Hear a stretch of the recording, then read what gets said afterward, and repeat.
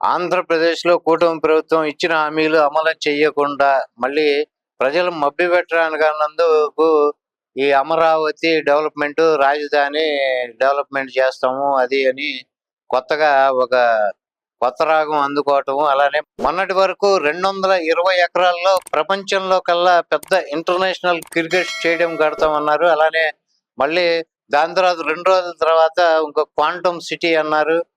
మళ్ళీ ఆ తర్వాత అంతరిక్షంలోకి 3 ప్రాంతాల నుండి 3 శాటిలైట్స్ పంపిస్తాం అనటం జరిగింది.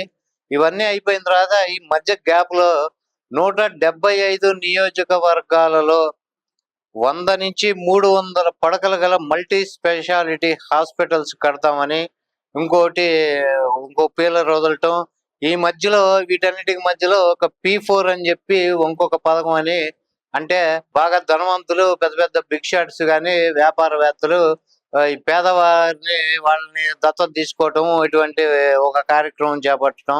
దానికి P4 అని పేరు పెట్టి అదొక పథకానికి దానికి ఒక మీటింగ్ కండక్ట్ చేశారు. దానికి కొంచెం హడావిడి చేయడం జరిగింది. దాని తర్వాత మొన్న మళ్ళీ 1500 ఎకరాల్లో అతిపెద్ద రైల్వే స్టేషన్ అమరావతిలో రాబోతుంది అని లీజ్ గల్లిమిన్స్ అండ్ మన బెల్జియం రైల్వే స్టేషను, ఆ తర్వాత 2009 ఢిల్లీలో నిర్మిద్దాము అనుకున్న రైల్వే స్టేషన్ ఒక ఊహా చిత్రాన్ని అన్నిటినీ కలిపి ఒక మిక్సీలో వేసి అమరావతి రైల్వే స్టేషన్ అంటూ కొన్ని గ్రాఫిక్స్ వదలటం జరిగింది. మళ్ళీ ఆ తర్వాత మధ్య ఇడ్లీ పాత్ర డిజైన్ ఒకటి వదిలి ఈసారి బోర్లు ఇచ్చిన కొబ్బరి చెప్పు డిజైన్తో ఇంకో సైన్స్ సిటీ అని ఈరోజు ఇంకో గ్రాఫిక్స్ వదలటం జరిగింది. అసలు ఈ ప్యాటర్న్ అంతా మనం గమనిస్తేటైతే ఒకటి అర్థమవుతుంది. ఏంటంటే అది IPL స్టార్ట్ అయిన డేటు 22 మార్చి. International cricket stadium graphics, international cricket stadium అమరావతిలో మేము కడుతున్నాం అని చెప్పి ఒక గ్రాఫిక్స్ని ఊహా చిత్రాన్ని వదిలింది 23 మార్చి. అంటే ఇది ఒక రోజు, అంటే IPL స్టార్ట్ అయిన నెక్స్ట్ రోజే ఈ ఒక ఊహా చిత్రాన్ని వదలటం జరిగింది.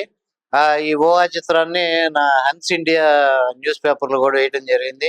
దాని తర్వాత సునీత విలియమ్స్ 9 నెలలు స్పేస్ లో ఉండి ఆమె మార్చి 19వ తారీఖున భూమి మీదకి తిరిగి రావటం జరిగింది. ఈ అంతరిక్షంలోకి 3 ప్రాంతాల నుండి 3 శాటిలైట్లు పంపిస్తాం అని చెప్పి మాట్లాడి మళ్ళీ 25 మార్చిన ఇంకో గ్రాఫిక్స్ వదలటం జరిగింది. దీని తర్వాత ఆరోగ్యశ్రీ ఆపేస్తున్నాం అంటే వాళ్ళకి బిల్ పేమెంట్స్ అన్ని పెండింగ్ లో ఉండటంతో కార్పొరేట్ హాస్పిటల్స్ కానీ అవన్నీ మేము ఆరోగ్యశ్రీ కొనసాగించలేము, అవన్నీ ఆపేస్తున్నామని హాస్పిటల్స్ చెప్పిన రోజు ఏప్రిల్ 7వ తారీఖు. మల్టీ స్పెషాలిటీ హాస్పిటల్స్ అని ఏప్రిల్ 5న మళ్ళీ అంటాం. అంటే అలా ఎక్కడ ఏదో ఒకటి జరిగితే దాన్ని తీసుకొని అవన్నీ అంటే వాటిని మభ్యపెట్టడానికి జనాన్ని దాని గురించి దృష్టి మళ్ళించడానికి అన్నట్టు ఇవన్నీ తీసుకొచ్చి అమరావతిలోనే పెడతాం అని ఏది నోటికొస్తే దానికి దక్క హామీలు ఇచ్చుకుంటూ ఈ గ్రాఫిక్స్ ప్రజలకి అరచేతిలో వైకుంఠం చూపించుతూ ఇలా కూటమి ప్రభుత్వం యొక్క పాలన సాగుతూ ఉంది.